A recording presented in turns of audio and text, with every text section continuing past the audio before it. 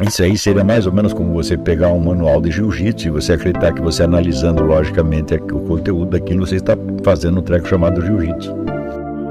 Cagada militar. Não é assim que se faz. Ô milicos, vê se vocês aprendem.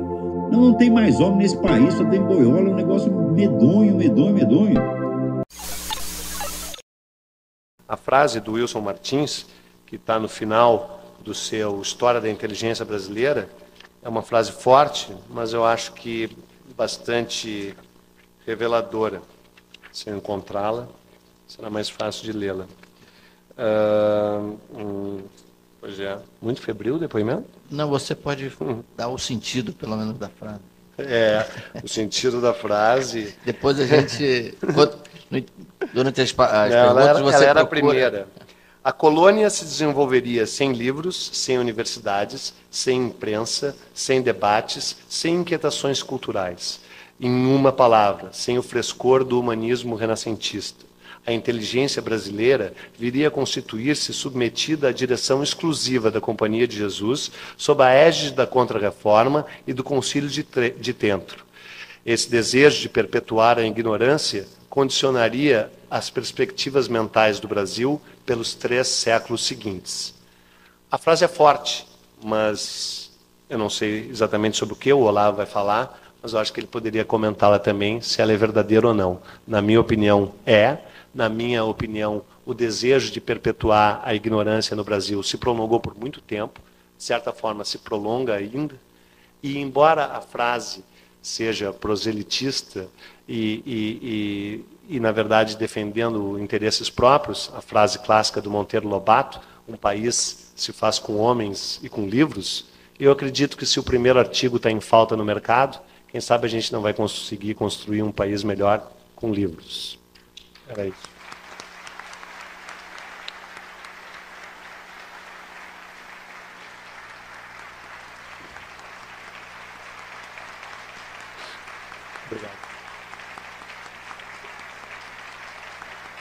Obrigado. Bom, imagine se eles tivessem febre, né? Agora passo a palavra para o Olavo Carvalho, que vai falar sobre os 4 outros séculos. Os que eu deixei. Em São Paulo tem um conjunto de rock chamado Aquilo Deu Nisso. Mas poderia ser o título aqui da conferência. Eu dei o começo e eu vou dar o fim.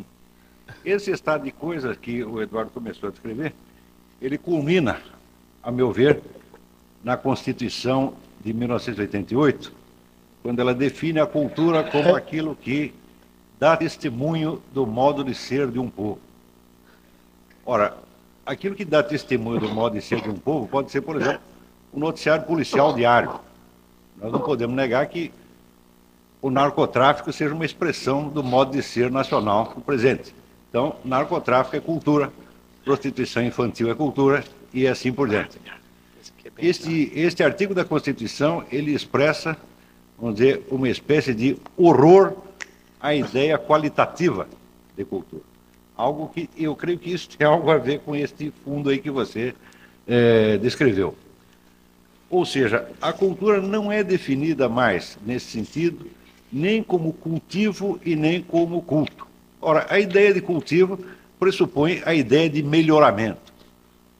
Ou seja, a cultura não pode ser simplesmente aquilo que dá testemunho de um estado de coisas, mas aquilo que melhora e eleva esse estado de coisas, justamente ao contrário de simplesmente dar um testemunho passivo e não valorativo. A ideia de cultura, além de estar ligada a cultivo, também está ligada à ideia de culto, que é a mesma coisa que devoção.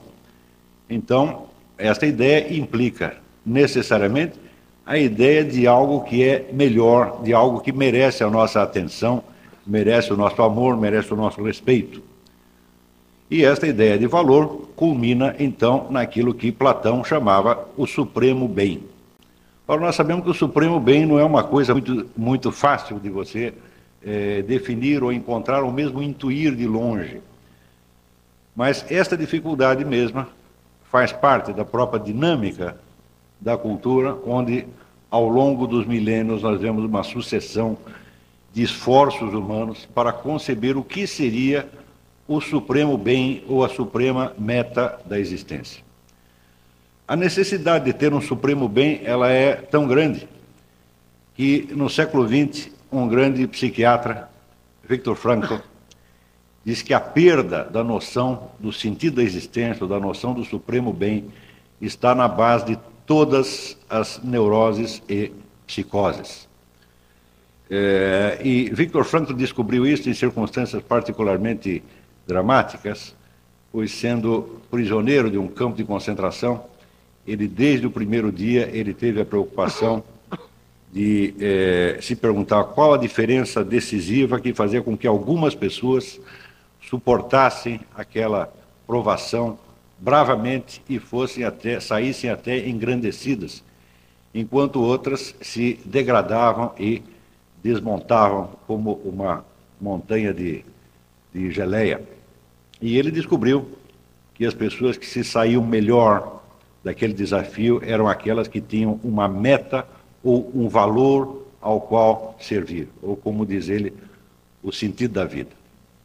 Então, a cultura, ao longo dos milênios, foi definida como um conjunto de atividades e de esforços humanos voltados à descoberta, à contemplação do supremo bem ou do sentido da existência. A nossa Constituição nos coloca exatamente nos antípodas disto, definindo como cultura o que quer que, com valor ou sem valor, dê testemunho de um modo de existência. Ora, o modo de existência é um simples estado de coisas, é um dado empírico e não um valor de maneira alguma. Associado a esta, é evidente que isso não é só um fenômeno jurídico, vamos dizer que esse próprio artigo da Constituição ele dá testemunho do nosso modo de ser. Existe em toda a vida brasileira, em toda a história brasileira, uma espécie de inibição intelectual que aos poucos vai se tornando, vamos dizer, mais do que uma inibição, uma rejeição e até um ódio de tudo aquilo que é elevado, sublime, importante. Isso tudo, então, sendo compensado por um culto das nossas insignificâncias, das nossas misérias. Se você vê, por exemplo, o número Vamos contrastar aqui dois fatos. O Brasil teve, entre os anos 30 e 60, um dos maiores filósofos do mundo, aqui que foi Mário Ferreira dos Santos. A obra do Mário é uma coisa de, quando nós a conhecemos, de deixar com orgulho extraordinário. Nunca ninguém prestou a menor atenção no Mário Ferreira, até hoje ninguém sabe quem é. E os escritos dele estão todos jogados para as traças, até hoje nunca mais foram reeditados.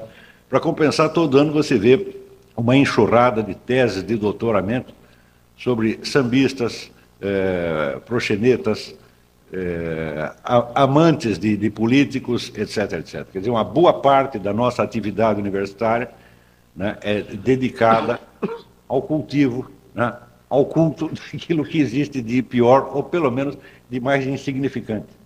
Este amor à insignificância, este amor à ninharia, né, evidentemente, ele se torna cada vez mais pronunciado ao longo dos últimos 20 anos. E ele culmina nesta ideia do nosso ministro de fazer com que o samba se torne patrimônio da humanidade. Eu não sei por que o samba e não machixe, maracatu ou qualquer outra coisa dessa, porque todas elas dão testemunho do nosso modo de ser. Aliás, quando o Eduardo assinala que o Brasil já teve um Estado organizado, antes mesmo ter população, quer dizer, quando chega Tomé de Souza, já vem com todo o ministério pronto, com a Constituição pronta para uma população que era constituída de tatu-bola, minhoca, né? Então, do mesmo modo, nós temos hoje a ideia de que o Estado deve não só fomentar a cultura, mas formá-la. Ele deve ter a concepção da cultura e deve dar a receita pronta para todos nós. A nova legislação de incentivos fiscais para a cultura é exatamente isso. Tá certo? Então, infelizmente, ele deu o século XVI e eu estou dando a situação de agora. Não vai dar para contar tudo o que aconteceu no meio.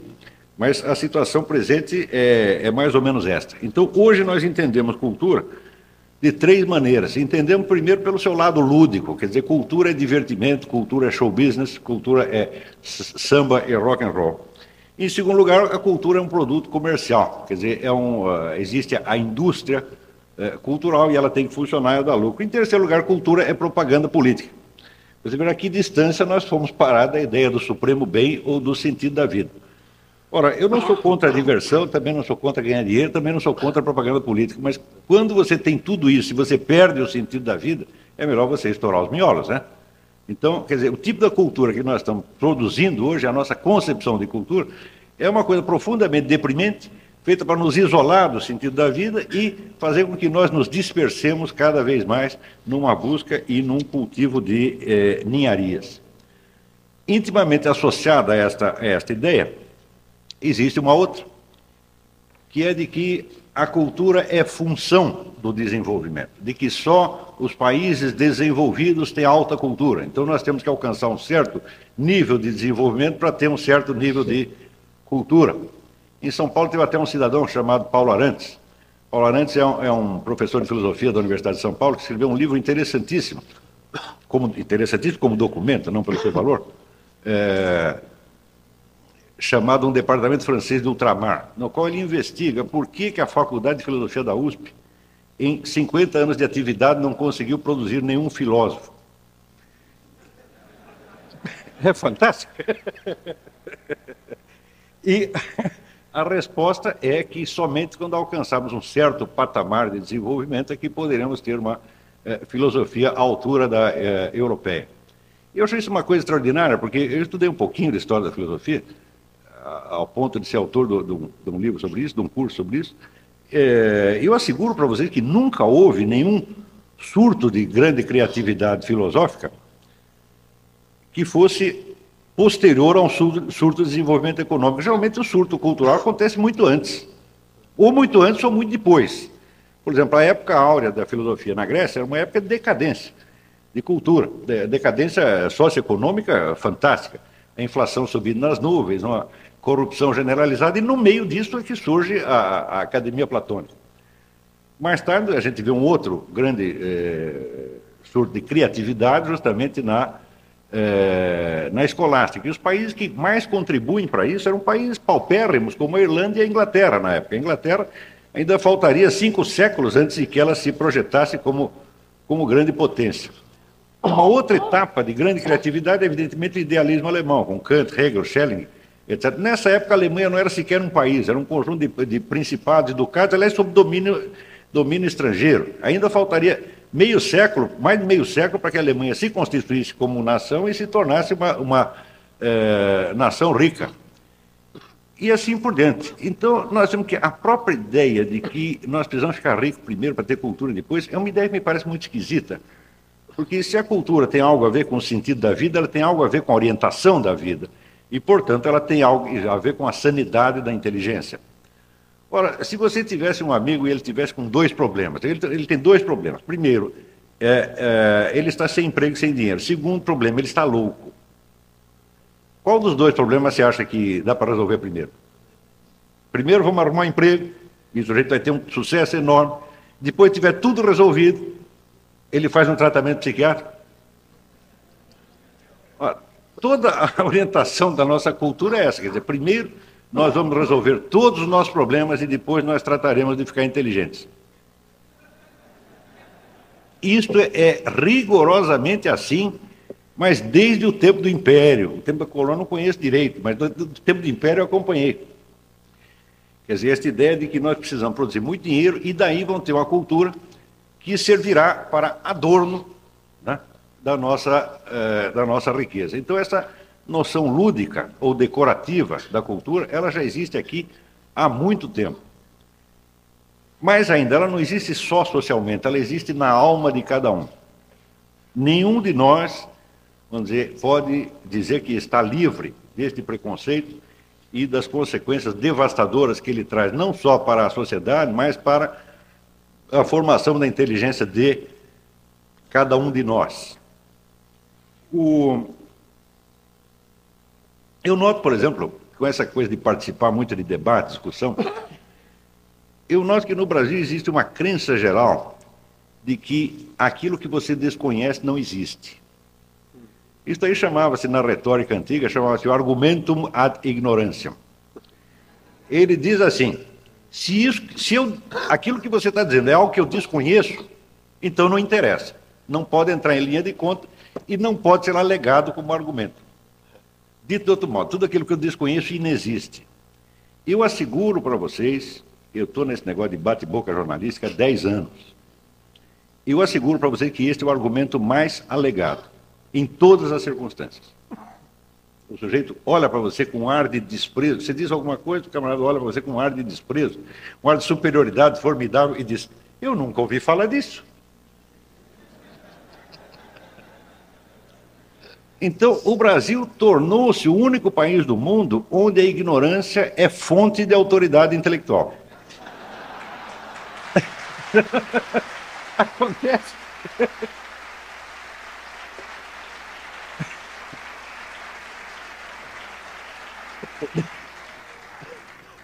E note bem, eu acho que isto foi uma das grandes forças publicitárias na eleição do seu Luiz Inácio da Silva.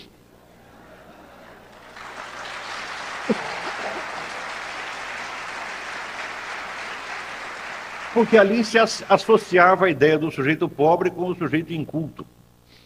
Quer dizer, ele era inculto porque era pobre. É uma ideia absolutamente cínica, porque toda a cultura brasileira foi feita por pés rapados, por pobretões. É Machado de Assis, é Capistrano de Abreu, que ele acabou de citar, é Lima Barreto e assim por diante. Quer dizer, o número de pessoas abençoadas pela fortuna que contribuíram em algum modo para a cultura brasileira é mínimo. Eu creio que é menos de 5%. Claro, você encontra de vez em quando o Joaquim Nabuco, né? O Eduardo Prado. Ele tinha algum dinheiro, mas era um entre cada 100. Tá certo? Quer dizer, a cultura aqui foi sempre feita por gente que veio de baixo.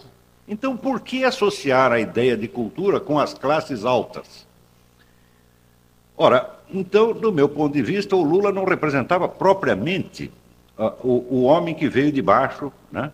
E subiu, e que por isso mesmo era o brasileiro que subiu por seus próprios méritos. Me parecia ao contrário, porque ele, quando se candidatou, já não era um homem pobre. Né? Isso fazia muitas décadas que não era um homem pobre, mas continuava tão inculto quanto no começo. Agora, durante esse período em que o homem foi subindo na vida, ele teve a oportunidade de melhorar o corte da sua barba, de começar a usar ternos Armani, né? Começar a consumir vinhos Romanée Conti, mas não teve tempo para contratar um fonoaudiólogo para corrigir a sua pronúncia.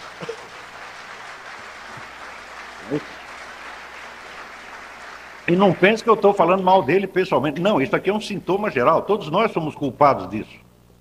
Todos nós damos prioridade a certas coisas e achamos que primeiro, né, nós temos que ter uma belíssima conta bancária, temos que ter um terno Armani, temos isso. Não precisa sobrar tempo, depois até ler um livrinho. Não é isso? Isso está no fundo de todos nós e começou aí onde o Eduardo falou. Quer dizer, essa coisa impregnou mesmo, entendeu? Então não é uma questão de Lula, não. Se fosse só ele que é assim, mas eu conheço muita gente que é assim. Ademais, eu por certas circunstâncias profissionais, eu tive a chance de conhecer bem a classe rica paulista nos anos 70. E eu vejo que eles não são muito mais cultos do Lula, não. Então, quer dizer, não é realmente um problema de pobreza. É um problema de que existe uma espécie de doença cultural.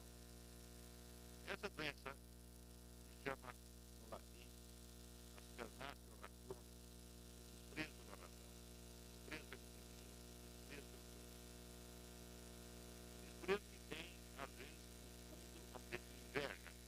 E aquele jeito que mostra desprezar aquilo que inveja, é exatamente o que tem. Tem um falso desprezo motivado pela inveja. Eu acho que existe uma espécie de constante na sociedade brasileira de inveja pelo conhecimento, inveja pelas grandes realizações da cultura, e esta inveja é tão dolorida que ela não pode se expressar como tal, ela tem que se expressar de maneira invertida como uma espécie de desprezo. Quem passou a vida inteira pensando nisso, e que eu sempre recomendo a leitura, é Lima Barreto. Lima Barreto é um homem que nasceu de família relativamente pobre, e que escreveu pelo menos 3 romances exatamente sobre este tema. qual é o lugar que nesta sociedade tem o homem de espírito, o homem voltado para o conhecimento. Esses 3 romances são Recordações do Escrivão Isaías Caminha, Triste Fim de Policarpo Quaresma e Vida e Morte de M.J. Gonzaga de Sá. Isso é uma espécie de fenomenologia da atitude brasileira com relação à cultura. O primeiro personagem, que é Isaías Caminha, é um rapaz que vem do interior, um rapaz estudioso, como o próprio Leão Barreto, é uma espécie de projeção autobiográfica. Um rapaz que não lia muito, queria se aprimorar, e entra no jornalismo. E no jornalismo ele encontra um ambiente de cinismo, de deboche, e sobretudo a falta de cultura e hipocrisia. O Policarpo Quaresma é um indivíduo culto, é um reformador social que tem algumas ideias adquiridas por leituras apressadas, grandes ideólogos europeus, e que ele mete na cabeça que o problema do Brasil é que o Brasil sofre muita influência estrangeira. Então ele precisa nacionalizar tudo, inclusive idioma. Ele acredita que o idioma português é uma imposição imperialista que deve ser substituído pelo tupi-guarani. Então, o Policarpo Quaresma é uma mistura de sábio e louco. Quer dizer, umas coisas que ele diz são verdade, mas está tudo fora do lugar. Então, é o sujeito mal formado brasileiro, é o anti-herói cultural. Né? É o camarada que ele... Vamos dizer, todas as ideias dele são tortas, mas ele, de certo modo, é melhor do que o ambiente, porque ele, pelo menos, tem o idealismo. E o terceiro personagem, que para mim é o mais interessante de todos, que se chama Manuel Joaquim Gonzaga de Sá, é um sábio autêntico, um homem de ciência e quase um filósofo, e que só encontra a paz fugindo totalmente da sociedade e se refugiando num isolamento feroz, onde um repórter, que é o próprio Leão Barreto, vai encontrá-lo e faz uma série de entrevistas com ele. Então, o Gonzaga de Sá é um homem de alma sublime, que ele está tão acima do meio que ele não pode deixar que o meio descubra a sua existência, senão o destrói. Então, a vida e as obras de Lima Barreto são realmente um testemunho do nosso modo de ser. E é um testemunho de que esse modo de ser está errado. É um testemunho de que a sociedade brasileira tem inveja e despeito pelo conhecimento, de que ela acredita que é possível enfrentar todos os problemas da vida prática sem inteligência, sem cultura, sem o esforço de autoaprimoramento, e, enfim, de uma sociedade que acredita numa cultura que só serve para lisonjeá-la, dando testemunho do seu modo de existência e, ao mesmo tempo, servindo para essas 3 finalidades: a lúdica, a comercial e a político-partidária. Se me perguntarem hoje como é que eu equacionaria os problemas de cultura e desenvolvimento, eu digo, olha, se nós queremos pensar na hipótese de uma cultura que favoreça o desenvolvimento, a primeira coisa que nós temos que fazer é destruir completamente esta cultura que nós temos. E destruir esta autoimagem, vamos dizer, da cultura lisonjeira, lúdica, comercial e propagandista. Nós primeiro precisamos botar na cabeça que cultura significa aprimoramento, autoexigência, significa elevar os olhos em busca de um bem supremo e de um sentido da vida, e significa dedicar a nossa existência a isso, em vez de dedicar o nosso próprio umbigo, né, ao culto das nossas belezas naturais, né, ao culto do nosso modo de existência e assim por diante. O fato de nós termos colocado um sambista no Ministério da Cultura, para mim já é o sintoma final e cabal deste estado de coisas. O próprio Gilberto Gil uma vez se autodefiniu como um pseudo-intelectual de miolo mole, e nós temos que lhe dar razão cabal nisso aí. Não é um homem capacitado a entender os problemas reais da cultura.